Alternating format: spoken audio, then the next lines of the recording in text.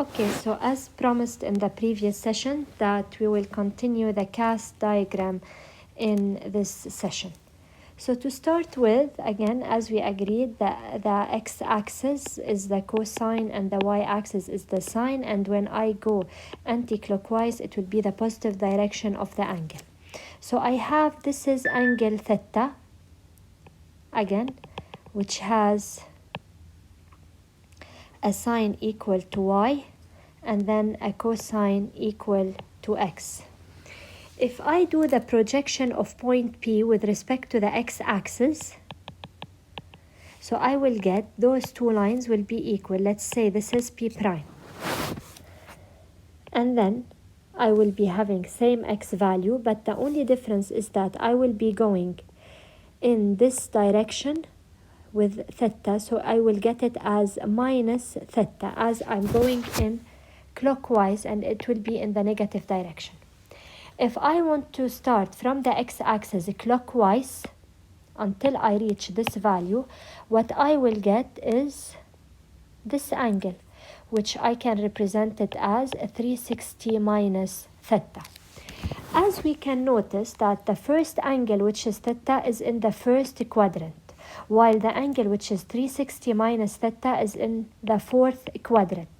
But what is so special about these two angles is that in the first quadrant I have that cosine theta is equal to y, is equal to x, and sine theta is equal to y, and for the tan, which is y over x. While in this quadrant, which is the fourth quadrant, I have sine 360 minus theta is equal to what? Is equal to minus y. And then cosine 360 minus theta is equal to x, because as you can see, I have the same x value in here. So the x value, which is the cosine, is common between, or it's the same in fact, between theta and the 360 minus theta, while the sine is opposite. So here I have y, here I have minus the y value. So this is in case the first and the fourth quadrant, and same for tan. Here I have the tan is equal to y over x, while here the tan of the angle 360 minus theta, I'll get it minus y over x. What I can generalize from here is the following, that cosine 360 minus theta is equal to cosine theta. So cosine 360 minus theta is equal to cosine theta, while sine 360 minus theta is equal to minus sine theta, and tan 360 minus theta is as well equal to minus tan theta. So to generalize the rule is that always I represent my principal value, my initial value, as theta, as this acute angle, and all the other angle will be found accordingly. I will be doing the second and third quadrant.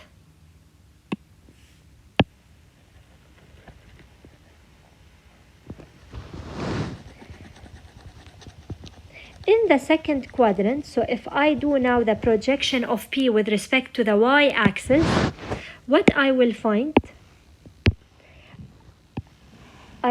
this is the point, let's call it in here P double prime. And now if I join, I will get this angle.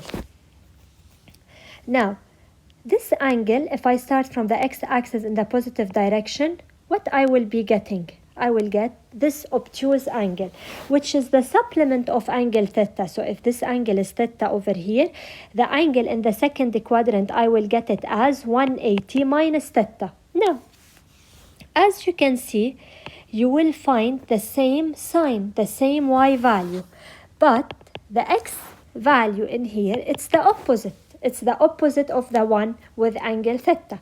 So how can I generalize in here? I can say that cosine 180 minus theta is minus cosine theta, because as we can see, this x, this minus x, while the sign is the same. The sine of 180 minus theta is equal to sine theta, and the tan definitely, since one of the ratio is negative, the tan will be negative. So this is plus. Tan 180 minus theta is equal to minus tan theta, which is minus y over x. Now to move to the third quadrant, what can I get? Again, this is my angle. This is in case this is theta. If I want to find this angle, again, I start from the x-axis all the way through this angle. What I will get 180 plus theta. Let us check. This angle has a negative y and it has a negative x as well, which means cosine 180 plus theta is equal to minus cosine theta. Sine 180 plus theta is equal to minus sine theta.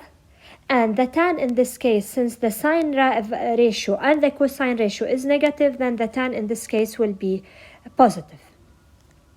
Okay? Now, this is the cast diagram. In the first quadrant, you have all the trigonometric ratios are positive. In the second, you have only sine to be positive. In the third, you get only the tan to be positive, and in the last one, you get, since it has the same value of the cosine, so only the cosine is positive. And what we did earlier, I can summarize them in here in the three boxes with respect to 360 minus theta, 180 plus theta, and 180 minus theta. So I can find the ratio of the sine, cosine, and tan always with respect to the acute angle, which means when you do any sine inverse, cosine inverse, tan inverse on the calculator, you find this acute angle over here. And then you can find everything else with respect to this acute angle. I will give you an example as part A, which is cosine 190. Cosine 190, if I want to find it with respect to an acute angle, I need to draw the xy plane. Again, I start anti-clockwise in the positive direction from the x-axis all the way to 190. And this is 190. But what does it mean 190? It means 180 plus a value over here. Let's say alpha. What is this alpha? It's simply 10 degrees. So this reflex angle, I can find it in the third quadrant. So how can I refer it to the first quadrant?